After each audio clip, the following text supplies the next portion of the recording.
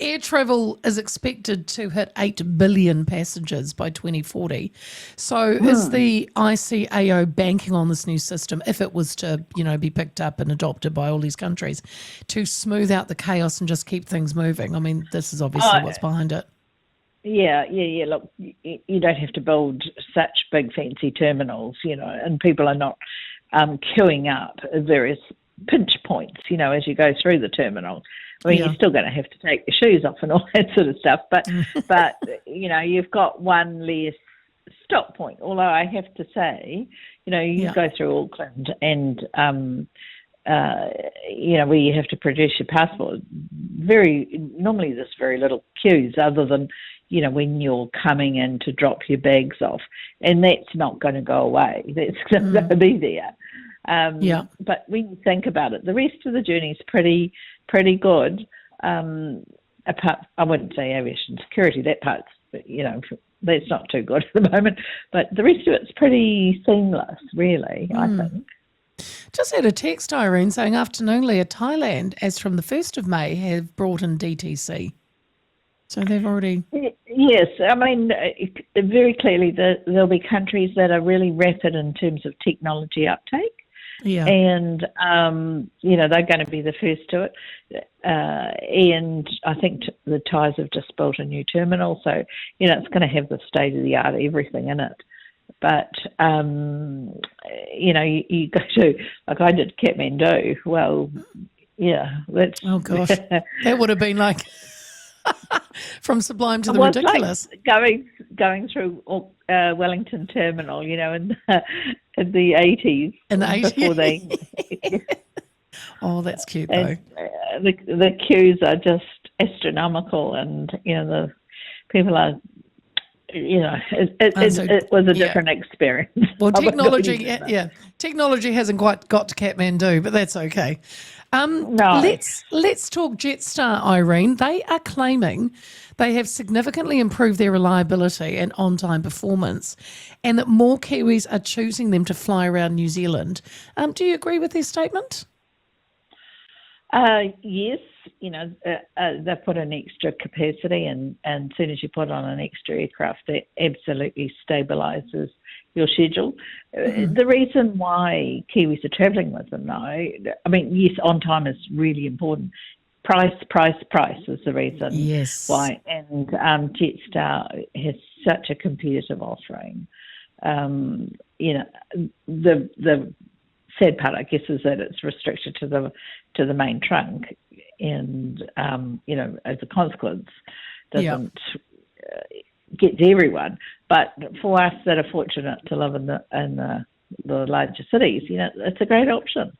And yes, they've got rid of their sort of,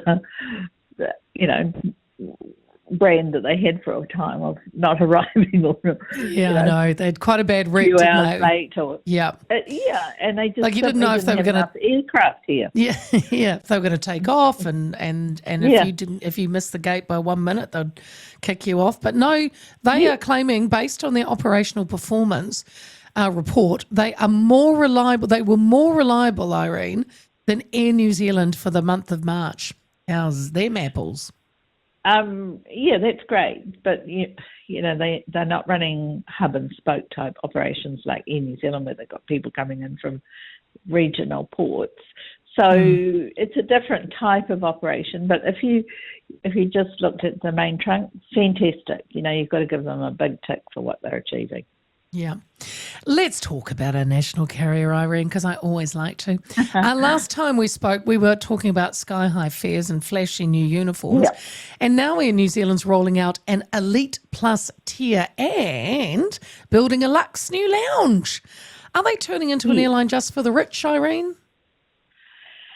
No, look, I think what they're trying to do is strike the middle ground here, retain their premium, loyal New Zealand customer base, who clearly have told them that, they do not want to be associated with the rest of us. With the great unwashed, Yeah. And so, and plus the lounge, if you go into the Auckland lounge, Oh, it's packed. It's horrible. national. Yeah. And so, what would you do? They've clearly got refocusing going on with their premium customers. Nothing wrong with that. They have to keep their premium customers. And, this is what their customers are telling them. We want this more exclusive lounge. And for them, from a public perception point of view, Air New Zealand will be okay with that because they can move some of their premium customers out and give them a different experience. So, again, I think you've got to give them 2 ticks for what they're doing. Well, I think with all these tiers and exclusive lounges in New Zealand risks making hardworking Kiwis feel even more disgruntled, Irene. So there we go. It's my thought on that. Well, it's a price issue, isn't it? I'm not saying that the premium customers don't get disgruntled with the price, and that's probably the problem. They're wanting to keep the loyal base, but,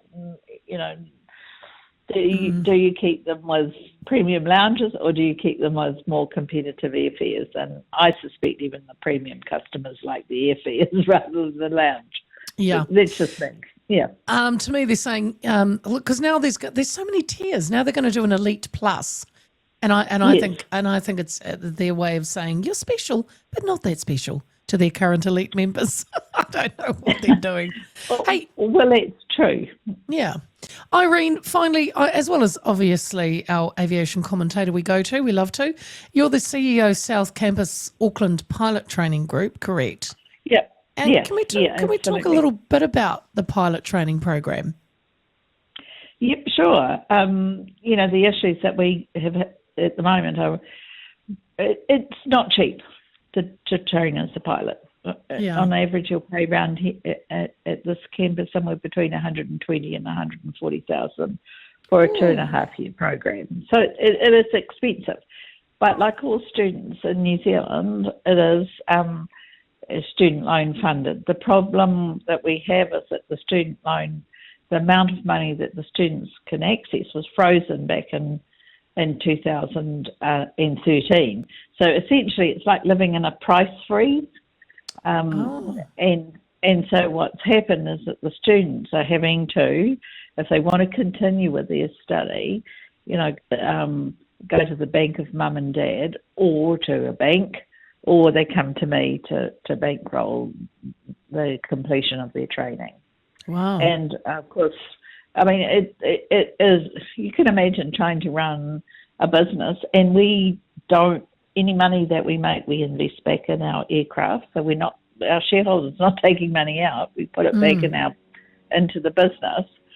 But you can imagine how challenging it is when your prices are frozen and our volume is frozen as well. We can't train any more Kiwis as pilots because the government froze that number back in 2013 as well. Gosh, it was so long ago.